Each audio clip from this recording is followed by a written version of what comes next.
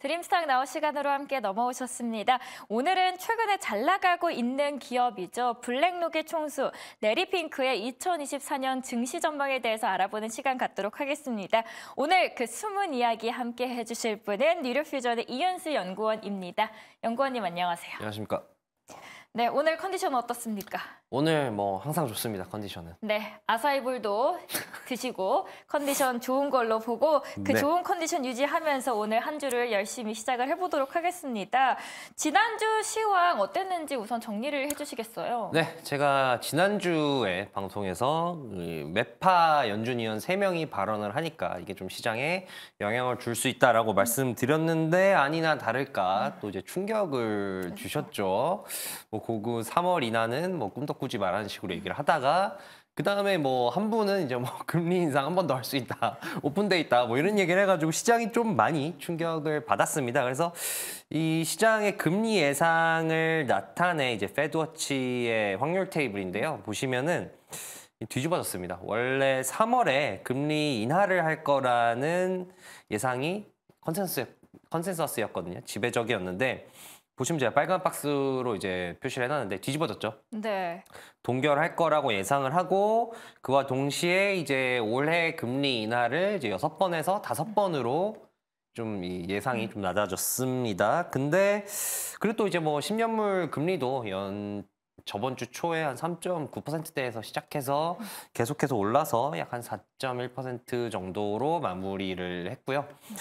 이거 보면은 뭐 시장이 뒤집어져야 되는데 근데 시장은 뒤집어지지는 않았어요. 시장이 의외로 잘 버텼는데 그렇죠. S&P 500이 전고점을 이제 찍었더라고요. 근데 그게 뭐 2000년대 이후로 가장 오래 걸린 전고점 탈환이라고 하는데 어쨌든 뭐 전고점을 탈환한 배경에는 뭐 연준 위원들이 이런 충격적인 발언을 했지만 그래도 뭐 이 금리 인하를 안 한다는 건 아니니까 정해진 코스를 간다는 이제 그 코스를 아주 크게 틀지 않았다라는 이제 기대 심리가 있었던 것 같고요. 그리고 이제 소매 판매가 되게 잘 나왔습니다. 소매 판매도 서프라이즈로 나왔고 공급 지표도 탄탄하고 실업 청구 수당 건수도 예상보다 낮았습니다. 그러니까 이제 경제가 상당히 탄탄하다는 거죠. 왜냐면 이제 또 올해 이제 주요 핵심 키워드가 작년부터 이어진 핵심 키워드가 소프트 랜딩 아니겠습니까? 경기 침체가 안 와야 되는데 안 오는 지표가 계속해서 나오고 있습니다. 이건 이제 애틀란타 연은에서 이제 GDP 나오라고 이번 분기 GDP를 예측을 하는 건데 이제 이번 주에 4분기 GDP가 나오거든요. 근데 이제 애틀란타 연은에서 무려 2%가 나올 거다, 경제 성장률이. 이러면 침체랑 상당히 거리가 멀죠. 그런 거 경제가 상당히 좋은 분위기를 보여주고 있기 때문에 시장이 뭐 계속 긍정적으로 반응을 하고 있고요. 그리고 이제 4분기 실적 발표가 이제 막 시작이 돼서 대략 한 뭐 S&P 500 기업 중에서 한 10% 정도는 실적을 발표를 했는데 근데 아직까지는 뭐 5년 평균, 10년 평균치보다 실적이 저조하기는 합니다. 물론 이제 시장이 여기에도 그러면서 충격을 안 받는 이유는 안 좋을 거라고 예상을 하고 있었거든요. 미리 예방주사 맞았기 때문에 안 좋아도 뭐 그렇게 놀라지 않고 있습니다. 그만큼 뭐 금리 코스가 시장 예상 조금 벗어나고 그리고 실적도 안 좋아도 시장은 여전히 잘 버티고 있다. 꽤 튼튼한 모습을 보여주고 있다라는 게 이제 지난주 시황이었고요. 이번 주 같은 경우는 주요 일정이 뭐 제조업 서비스 PMI 지수가 나옵니다. 요즘 뭐 이 경기의 미나 워낙 촉감을 곤두세우고 있기 때문에 이건 좀 시장이 예전보다 관심을 기울일 거라고 보고요. 그리고 아까 말씀드린 대로 4분기 GDP가 발표가 있습니다. 그래서 이것도 상당히 중요할 것으로 보이고 PC도 있죠. 개인 연준이 가장 집중해서 본다는 뭐 CPI가 비슷하게 나올 거라고 생각들은 하고 있는데 어쨌든 중요한 발표고요. 그리고 실적 관련해서 이제 테슬라 실적 발표가 있습니다. 그래서 이번 주는 이 이벤트가 시장에 좀 영향을 줄 수 있는 이벤트들이다라고 보시면 되겠습니다. PCE도 있고 4분기 GDP도 발표가 되고 있습니다. 다양한 지표들도 남아있고 실적도 말씀을 해주셨는데 테슬라가 최근에 많이 지지부진하잖아요. 그럼에도 불구하고 이미 지지부진할 것을 예상하고 있기 때문에 시장이 주는 충격이 그렇게 크지는 않을 수 있다라고 말씀을 해주셨고 방금 전에 제가 들어오기 전에 본 리포트였는데요. 모건 스탠리에서는 테슬라에 대한 목표 주가가 $380에서 $345로 하향 조정 결정했다라는 점도 함께 실적 앞두고 참고를 해보시면 좋을 것 같습니다.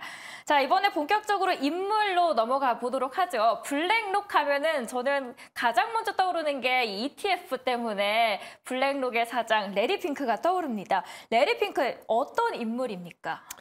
네, 레리 핑크에 대해서 간단하게 소개를 드리자면은 뭐 자본주의 대통령이라고 할 수 있지 않나라고 싶은데요. 이제 제가 레리 핑크 소개를 간략하게 적어놨는데 이제 블랙락의 수장입니다. 이제 블랙락이 왜 자본주의 대통령이냐라고 하면은 운용 자산이 하나로 1경 3천조 원입니다. 이게 뭐 일경이요. 현실감이 없는 숫자인데 네. 아까 말씀하신 대로 이제 ETF의 제국 아니겠습니까? iShares라는 ETF를 뭐 이 방송을 보시는 분들은 한 번쯤은 매매하시지 않았을까 생각을 하는데 그 iShares의 주인입니다. 그래서 무려 이제 1경 3천조 원이나 되는 운용자산, 그러니까 세상에서 주식을 가장 많이 가지고 있는 회사입니다. 그래서 제가 밑에 길을 만드는 사람이라고 써놨는데 이제 보통 우리가 뭐 전문가 예측이라든지 뭐 제가 항상 전해드리는 구루들이 이제 예측을 할 때는 앞으로 시장이 이렇게 될 가능성이 있다. 현재는 어떻다라고 이제 예상이나 판단을 하지 않습니까? 이 사람은 그걸 넘어서 이제 자기가 원하는 대로 길을 만들 수 있습니다. 그러니까 대표적인 예시로 뭐 채권도 원래는 개인이 접근하기가 상당히 힘들었거든요. 그러니까 이 채권은 뭐 알채권이라고 하는데 그거를 개인이 매수하기가 상당히 힘들었는데 근데 이제 채권 ETF가 만들어지면서 뭐 채권 투자의 이런 이 메커니즘이 아예 바뀌었습니다. 거대한 채권 시장의 이제 생태계를 바꿔놓을 정도의 이제 영향을 줬고, 그리고 우리가 ESG라고 하잖아요. 근데 우리가 뭐 조금 생각해 보시면 예전에는 이제 친환경 이런 것들이 뭐 그린피스 같은 환경단체 정도의 외침이었거든요. 근데 어느 순간 이게 시장 논리랑 결합이 되면서 뭐 정부 그리고 대기업들에서 ESG를 외치기 시작했단 말입니다. 이게 주류가 됐는데 이걸 주류가 되는데 지대한 역할을 한 사람이 바로 레리 핑크입니다. 그래서 정유주 쪽에 투자를 한 건가요? 네, 레리 핑크 같은 경우는 이제 ESG로 가려면은 우리가 정유주랑 같이 가야 된다. 왜냐면은 정유기업들이 이제 탄소를 가장 많이 배출하는 기업 중에 하나잖아요. 그러니까 이 기업들이 협조를 해줘야지 우리가 ESG로 갈 수 있다라고 얘기를 하고 있습니다. 그만큼 이제 이 세상을 ESG 흐름으로 바꾼 영향을 끼치기도 했다. 그래서 길을 만드는 사람이다라고 보시면 될 것 같습니다. 네. 시청자분들께서 일경이요? 라고 하면서 놀라시는데 저도 감히 상상이 안 갑니다. 레리 핑크 연간 전망을 그런데 이제는 금리 인하가 저희가 뭐 6번 있을 거다, 3번 있을 거다 횟수에 대해서 논란을 갖고 이제 토론을 하고 있는데 레리 핑크는 금리 인하가 없을 것이다 라는 말을 했더라고요. 네, 뭐 이제 금리 인하를 우리가 예측할 때 제가 앞서 보여드린 이제 페드워치라는 확률 테이블 툴이 있거든요. 뭐 그게 이제 금리 선물을 활용해 가지고 그걸 이제 계산을 해서 시장이 얼마나 예상을 하나라고 이제 예측을 하는 건데 그런 방식이 또 따로 있고 이제 FOMC를 우리가 하면은 연준 위원들이 이렇게 점도표를 찍지 않습니까? 이 금리가 뭐 몇 개월 뒤, 몇 년 뒤에는 이렇게 될 것 같아요. 찍는데 그거를 통해서 이 내년에는 연준이 금리를 어떻게 할 거구나라고 예상을 해볼 수가 있는데 시장의 예상은 아까 보여드렸듯이 5번 이나에 지금 베팅을 하고 있고 그리고 연준 같은 경우는 마지막 FOMC, 12월 FOMC를 보면은 3번 이나 할 거라고 지금 연준이 보고 있습니다. 근데 레리 핑크 같은 경우는 뭐 5번 당연히 말도 안 되고 3번도 많다. 3번도 안 될 것이다 라고 얘기를 했습니다. 그 이유가 뭔가요? 이유는 이제 물가가 안 내려갈 거라는 거죠. 물가가 내려가지 않을 거다. 그렇죠. 이제 연준이 목표로 하는 목표 물가가 2% 아니겠습니까? 근데 레리 핑크 같은 경우는 3% 밑으로도 내려가기 힘들다라고 얘기를 하고 있습니다. 그 이유는 이제 거대 법안 때문이다라고 얘기를 했는데 이 바이든 행정부 들어서 생각해 보시면은 상당히 큰 법안들이 많이 통과가 됐거든요. 뭐 인프라법이라든지 인플레이션 감축법이라든지 뭐 반도체법이라든지 이런 것들이 통과가 됐는데 이런 게 통과가 되면서 이런 제조, 건설 이쪽에 상당히 많은 돈이 흘러 들어갔습니다. 요건 이제 제조업 분야 건설에 얼마나 지출이 됐나라는 걸 나타내는 그래프인데 이게 이 법안들이 통과되면서부터 엄청나게 지출이 뛰기 시작했습니다. 그만큼 이 건설, 인프라 이쪽에 상당히 많이 돈이 들어갔다는 거고 근데 이게 들어간 거랑 인플레이션이랑 무슨 상관이야. 이게 들어가게 되면은 지금 이제 임금이 안 떨어질 거라는 거죠. 요건 이제 섹터별로 임금을 본 거거든요. 이제 빨간색은 민간 섹터 평균치보다 훨씬 더 이 임금 상승률이 높은 섹터고 파란색은 이제 이 상승률이 더 낮은 섹터인데 상승률이 높았던 섹터들을 보시면은 다 뭐 건설, 채광, 뭐 건축, 뭐 제조 이런 쪽이거든요. 그러니까 이런 쪽이 지금 일손이 부족합니다. 레리 핑크도 CEO들이랑 만나서 얘기해 보니까 다들 일손 부족을 토로하고 있다고 하고 안 그래도 일손이 부족한데 여기서 더 공사판 벌어지면은 일손이 더 부족해질 거라는 거죠. 그러면은 임금이 더 안 떨어질 거다. 그렇기 때문에 레리 핑크는 3% 밑으로 내려가기 힘들다라고 보고 있습니다. 근데 뭐 네. 근데 저희 시청자분께서 이제 레리핑크가 금리 인하 없다라고 한 거는 금리 인하 없으면 2024년은 박살나는 거 아니야? 라고 여쭤보셨거든요. 근데 레리 핑크는 반전이 있습니다. 어떤 반전이죠? 시장과 경제는 좋을 것이다 라고 얘기를 하고 있는데 한마디로 금리를 뭐 고금리 유지를 해도 경제가 그만큼 강하기 때문에 잘 버틸 거라는 거죠. 인하를 하지 않아도 미국 경제는 그만큼 탄탄하기 때문에 버텨줄 수 있다. 네. 왜냐하면 이제 이 아까 말씀드린 거대 법안이 임금을 올리기도 하지만 또 이제 경기를 부양하는 효과도 있다라고 레리 핑크가 이렇게 얘기를 하고요. 그리고 레리 핑크는 지금이 이제 신기술이 막 발생하는 어떤 혁신의 분기점이라고 보고 있거든요. 근데 이제 이 혁신의 분기점에서 이 신기술을 헤게모니를 지금 각 국가들이 잡으려고 하고 있는데 미국이 잡았다는 거죠. AI, 챗GPT 어디서 나왔어? 미국에서 나왔지. 그렇죠. 그리고 요즘 또 바이오에서 핫한 게 또 이 GLP-1 아니겠습니까? 체중 감소제. 이것도 미국에서 나오고 있지. 그러니까 이런 혁신들을 미국이 다시 잡았기 때문에 미국이 패권국의 이 지위를 더 길게 가져갈 수 있다. 그렇기 때문에 미국 경제를 굉장히 긍정적으로 보고 있고 물론 근데 네. 긍정적이면 알겠습니다. 하지만 제가 앞서서 외신 스케치에서도 언급을 해드렸듯이 중국도 아직 경기가 회복이 안 되고 있고 대선도 사실 불안한 부분도 있는데 이런 부분들은 그럼 저희는 고려하지 않아도 되는 건가요? 우선 선거 같은 경우는 레리 핑크는 선거가 오히려 호재라고 보고 있습니다. 오히려 네, 효제요. 왜냐하면 이제 외신이나 이런 데 보면은 바이든이나 트럼프의 당선을 다들 우려하고 있거든요. 이 네. 당선되면 극단적인 정책으로 인해서 시장이 안 좋을 것이다 라고 우려를 하고 있는데 레리 핑크는 시장은 우려를 하고 있지만 국민들은 우려를 하고 있는 것 같지 않다라고 얘기를 했습니다. 이게 무슨 소리냐면은 이 선거가 만약에 국민들이 정치적 변화를 두려워하면, 그러니까 선거를 두려워하면은 지갑을 닫는다고 합니다. 그러니까 소비를 줄인다는 거죠. 근데 미국 경제의 소비가 70%를 차지하지 않습니까? 근데 지금 뭐 소매 판매 지표도 서프라이즈로 나왔고 소비가 탄탄한 거 보니까 사람들이 뭐 바이든이 당선되든 트럼프가 당선되든 이런 거에 대해서 걱정을 하고 있지 않다라고 이렇게 레리 핑크는 보고 있기 때문에 선거를 호재라고 봤고 중국 같은 경우는 이제 미국과 디커플링이 어느 정도 이루어졌다라고 보고 있고요. 그리고 중국은 이미 지는 해다라고 보고 있습니다. 왜냐하면 이제 이 중국의 인구를 보면은 시한폭탄이 있다라고 얘기를 했거든요. 지금 요 그래프는 이제 이 각국의 출생 성비를 나타낸 건데 이 초록색이 이 기괴하게 올라간 초록색이 중국의 출생 성비입니다. 보시면은 이 남녀 이 성비가 완전히 깨져버렸거든요. 중국은 1980년부터 이 초록색이 중국입니다. 근데 가장 이제 위에 있는 게 그쵸. 중국인 거죠? 네. 이게 무슨 뜻이냐면은 1980년대부터 2020년까지 성비가 전 세계 평균과도 이렇게 괴리가 있다는 거는 1980년대부터 2020년에 태어난 사람들은 이제 아이를 낳을 여성이 부족하다는 뜻이거든요.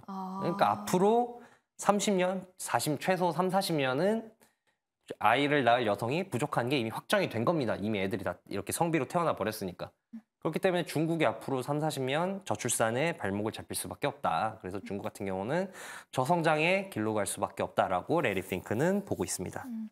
이런 뉴스도 있어서 좀 참고하시면 좋을 것 같아요. 블룸버그에서는 트럼프 재선에 대해서 2016년 같은 충격은 없을 것이다라고 했거든요. 그 이유가 뭐 트럼프가 되든 바이든이 되든 일단 저희가 예상할 수 있는 충격이기 때문이다라는 겁니다. 2016년에는 트럼프가 될 것이다라는 예상이 좀 희비했기 때문에 사람들이 예상치 못한 변수에 대해서 당황스러웠고 거기에 대한 충격 여파가 시장에 줬지만 이제는 트럼프가 되든 바이든이 되든 어떤 시나리오가 나올지 예상이 가능하기 때문에 거기에 대한 충격은 그렇게 크지는 않을 수 있다라는 점도 기사에서 나왔기 때문에 이런 부분도 참고해 주시면 좋을 것 같습니다. 자, 블랙록이 가장 유명한 게 저는 오프닝에서 말씀을 드렸어요. ETF가 생각이 난다. 그런데 비트코인이 쭉 계속 내려가고 있어서 혹시 비트코인 사신 건가요? 이렇게 뒷목을 쭉 뒤로 당기시네요. 다행히도 안 샀습니다. 네, 근데 왜 이렇게 또 내려가는 건가요? 그렇게 힘을 내지 못하고. 이거 불행 뭐 여러 가지 해석이 있는데 네. 소위 말하면 이제 차익 실현이라고 볼 수 있고 이제 그레이스케일 같은 경우가 이제 비트코인 ETF가 없으니까 그걸 대변하는 기관을 하고 있었는데 이제 ETF가 생겼으니까 이제 그레이스케일이 이 비트코인을 팔고 있다라는 이제 요인도 있습니다. 지금 캐시우드와 레리 핑크가 보는 전고점이 좀 다른 걸로 알고 있거든요. 가격 전망이 아예 다르죠. 어떻게 다른가요? 캐시우드 같은 경우는 최악의 경우에도 정말 비트코인의 최악의 사태가 벌어져서 이제 월스트 케이스가 터져도 60만 달러 간다라고 이렇게 최근 발언을 했습니다. 그러니까 지금 45,000달러 정도 되거든요. 그러니까 6만 달러가 아니라 60만 달러 간다고 했습니다. 근데 이거에 대해서 레리핑크한테 물어봤어요. 사람들이 어떻게 생각하냐? 이게 비트코인 ETF가 솔직히 통과된 게 블랙록의 입김이 크지 않겠습니까? 사실 뭐 블랙록 때문에 통과됐다고 해도 과언이 아닌데. 그렇죠. 근데 이거에 대해서 본인은 나는 60만 달러 그런 예상은 해본 적도 없고 비트코인이 본인이 봤을 때 이제 디지털 금 같은 역할을 할 거라고 보긴 하는데 근데 나는 비트코인이 금보다는 더 가치가 없을 것 같다. 금이 비트코인보다 더 가치가 있을 것 같다라고 이렇게 반전 발언을 했습니다. 우리 비트코인 ETF 통과에 장본인이 이렇게 좀 오히려 비트코인을 굉장히 심드렁해진 거죠. 그러면 비트코인 ETF 승인에 그렇게 열을 가한 이유가 뭡니까? 그래서 본인이 이렇게 얘기를 했습니다. 비트코인 ETF의 핵심은 네. 비트코인이 아니라 ETF에 있다. 어... 그리고 비트코인 ETF는 내가 그리는 큰 그림의 시작일 뿐이다. 라고 얘기를 했는데 조금 더 자세하게 네. 얘기를 해주셔야 될 것 같아요. 우선 첫 번째 비트코인의 ETF 핵심이 ETF라는 뜻은 비트코인이 원래 이제 제도권이랑 거리가 먼 가상화폐, 가상자산이었잖아요. 근데 이거를 ETF라는 수단을 통해서 제도권으로 끌고 와서 자산으로 만들었다는 거죠. 그게 바로 ETF의 힘이다. 자, 뭐든지 다 자산으로 만들 수 있다는 거를 ETF가 보여줬다. 그래서 블랙락이 최근에 또 화제가 된 게 비트코인 ETF도 있습니다만 이 GLP라고 글로벌 인프라 투자사가 있거든요. 각국의 인프라 사업에 투자를 하는 그런 전문 회사들인데 그 메이저 회사입니다. GLP라는 회사가. 그 회사를 인수를 했습니다. 인수한 이유에 대해서 인프라 시장이 앞으로 성장할 거기 때문에 시장이 밝기 때문에도 하지만 ETF를 통해서 또 인프라 사업을 또 대중에게 접근할 수 있게 하는 금융 상품화로 만들 수 있다라고 얘기를 했습니다. 이게 무슨 뜻이냐면은 이 인프라 사업이 뭐 규모가 어마어마하거든요. 몇 조, 몇십 조, 몇백 조 막 이러기 때문에 개인 투자자들이 접근을 하기가 힘들어요. 그리고 정말 웬만한 사이즈가 있는 기관이 아니면은 정말 참여하기가 힘든데 근데 이 ETF를 통해서 이거를 글로벌 투자하는 거를 ETF로 만들어서 팔면은 이제 개인들이나 다른 기관들도 접근할 수 있을 거라는 거죠. 그러니까 그런 맥락에서 인프라 투자도 ETF로 상품화 만들고 비트코인도 ETF로 상품화 만들고 그게 이제 ETF의 이제 가능성을 보여준 거고 그러니까 자기는 ETF보다 더 큰 그림을 그리고 있다. ETF 다음 단계. 이제 그거는 이제 STO다. 그래서 내가 비트코인 ETF를 출시를 한 거는 이 STO 우리나라 이제 토큰 증권이라고 번역이 되는데 토큰 증권을 가기 위한 큰 그림의 시작이다라고 이렇게 얘기를 했습니다. 토큰 증권이라고 말씀을 해주셨지만 사실 개념 자체가 생소하거든요. 그리고 토큰 증권이랑 코인은 또 뭐가 다른지 궁금해요. 이제 토큰 증권을 검색해 보면 이렇게 네. 나오더라고요. 블록체인 기술을 활용한 증권의 토큰화. 그래서 결론적으로 어떤 걸 이야기하는 건가 글쩍글쩍하게 돼요. 이렇게 얘기하면은 네. 아무도 알아들을 수가 없거든요. 네, 그래서 쉽게 이거를 풀이해주시죠. 좀 쉽게 얘기를 말씀드리자면 블록체인 기술을 활용한 증권의 토큰화잖아요. 그러니까 이제 블록체인, 증권, 토큰 이게 핵심입니다. 이제 세 가지를 먼저 이해를 해야 되는데 우선 토큰부터 설명을 드리자면은 토큰을 이제 코인이랑 비교하면 이해가 쉽습니다. 우리가 뭐 대표적인 코인이 비트코인도 있고 이더리움도 있지 않습니까? 근데 비트코인과 이더리움은 뭐냐면은 자기 개인 네트워크가 있습니다. 고유의 네트워크가 있어요. 그러니까 예를 들어서 비트코인 네트워크다. 그러니까 비트코인 블록체인 네트워크다라고 하면은 내가 거기에 블록체인 네트워크에 참여해서 해시 함수라는 굉장히 어려운 수학 문제가 있거든요. 이거를 엄청나게 연산을 많이 돌려서 그 수학 문제를 딱 풀면은 나한테 보상으로 이제 비트코인이 주어지거든요. 이제 그걸 이제 채굴이라고 얘기를 하는데, 그러니까 내가 이제 어떤 네트워크에 참여해서 보상으로 얻는 건 코인이고, 네. 이제 토큰 같은 경우는 이 보상으로 뭐가 나오는 게 아니라 그 블록체인 네트워크가 있잖아요. 그러니까 기존 블록체인 네트워크 있는 위에서 발행하는 가상자산이라고 보시면 되는데, 그러니까 예를 들어서 이더리움 있지 않습니까? 근데 이더리움에는 스마트 컨트랙트라는 기능이 있습니다. 이게 뭐냐면은 특정 조건이 맞춰지면은 자동으로 실행되는 뭐 프로그램이나 전자계약서 같은 거라고 생각하시면 되는데, 그러니까 예를 들어서 이제 미리 조건을 짜놓는 거죠. A가 B한테 뭐 10,000원을 보내주면은 B는 A한테 바로 어떤 물건을 쏴준다. 이런 걸 그냥 조건만 맞추면은, 그러니까 10,000원 바로 입금되면은 바로 자동으로 물건 쏴주듯이 요게 이게 미리 설정된 알고리즘을 계속해서 자동 실행하는 게 이제 스마트 컨트랙이거든요. 그 스마트 컨트랙을 활용을 해서 발행한 그런 자산이 토큰입니다. 그 NFT라고 하잖아요. 네. 그 NFT의 T가 토큰입니다. NFT도 스마트 컨트랙 방식으로 발행한 토큰이기 때문에 그러니까 그 차이가 있다고 보시면은 되겠습니다. 토큰, 증권, 그 장점이 뭔지 하나씩 정리를 해주실 수 있을까요? 네, 우선 이제 증권에 대해 그럼 먼저 알아야겠죠. 네. 증권은 뭐 많이들 들어보셨을 거예요. 뭐 증권사 어쩌고저쩌고 많이 들어보셨을 텐데, 근데 이제 증권이 정확히는 뭐냐? 이제 이 공동의 사업이나 수익 사업에서 이제 수익이 나면 그걸 나눠 갖기로 한 계약 증서거든요. 근데 이제 이게 종류가 여러 가지가 있습니다. 뭐 지분증권이라고 해서 주식, 채무증권은 채권, 뭐 수익증권은 펀드, 파생결함 증권은 파생상품, 그리고 증권이액탁증권이라고 이건 이 주식이 해외에서 발행하면은 이제 그 해외에서 발행하는 주식에 대한 증권인데 이건 뭐 특이하니까 신경 안 쓰셔도 되고요. 투자계약증권이라는 거는 이제 주식, 채권, 펀드 파생에 해당 안 하면은 이제 다 여기다 몰아 넣습니다. 그래서 이제 투자계약증권이 이제 토큰 증권의 키라고 보시면 되는데, 한마디로 이제 증권을 종이로 발행하면은 서류가 되는 거, 서류증권이 되는 거고, 전자문서로 발행하면은 이제 전자증권이 되는 거고, 이거를 아까 말씀드린 토큰을 말씀드리지 않았습니까? 스마트 컨트랙을 통해서 토큰으로 발행하면은 토큰 증권이 되는 겁니다. 토큰 증권에 대한 그래서 마지막으로 제가 항상 여쭤보는 질문이 있죠. 연구원님의 생각은 어떠신지요? 토큰 증권이 한마디로 오늘 시간이 부족해서 말씀을 다 못 드렸지만 한마디로 상상력이 닿는 한, 그러니까 돈으로 표시할 수 있는 거는 뭐 이제 법리 규정 앞으로 규정에 따라 다르겠습니다. 시간 근데 좀 있습니다. 천천히 있습니까? 말씀해 주셔도 천천히 말씀해도 됩니까? 네. 천천히 말해도 됩니까? 네, 네. 천천히 말씀드리겠습니다. 이제 토큰 증권이 장점이 뭐냐면은 네. 이 쉽게 바로 이 토큰화해서 발행할 수 있다는 거거든요. 그러니까 여기서 제일 주목하셔야 될 게 아까 투자계약증권을 말씀드리지 않았습니까? 그러니까 투자계약증권은 주식이나 채권으로 대변이 안 되는 거. 예를 들어서 미술품 같은 걸 산다. 미술품 주식 발행 못 하잖아요. 미술품 채권이란 것도 없고.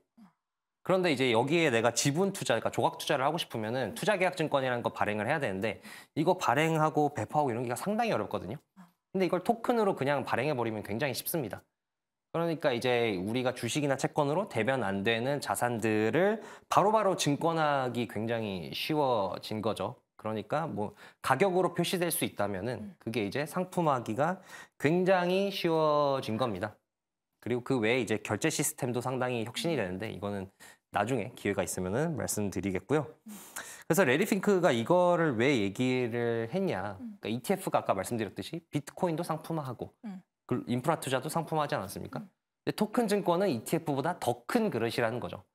정말 계속 말씀드리듯이 돈으로 표시되는 거는 다 상품화할 수 있기 때문에 우리가 이 시장을 먼저 선점을 해서 정말 온갖 금융 상품을 다 만들어내겠다. 그게 바로 블랙락의 큰 그림이다라고 얘기를 하고 있습니다. 그래서 토큰 증권이 상용화가 되면은 이제 펀드의 시대는 끝난다. 이 뮤추얼 펀드의 시대는 끝난다라고 얘기를 이렇게 하더라고요. 왜냐면은 이 정말 만물이 다 금융 상품이 되니까 포트폴리오를 짤 수 있는 방법이 정말 무한하다고 볼 수 있거든요.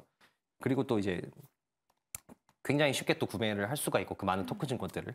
그렇기 때문에 이제 굳이 이 뮤추얼 펀드를 들 필요가 없는 거죠. 그렇기 때문에 레리 핑크 같은 경우는 이제 토큰 증권 시대가 열리면은 뮤추얼 펀드의 시대가 끝난다라고 이렇게 얘기를 하고 있습니다. 토큰 증권을 통해서 포트폴리오의 투자 방법이 조금 더 다양해질 수 있다라는 이야기를 설명을 해주셨습니다. 저는 또 남은 아사이볼 먹으려고 빨리 퇴근하시려고 말이 빨라지시나 했습니다. 아, 저는 말 다 못할까 봐 시간이 없어서.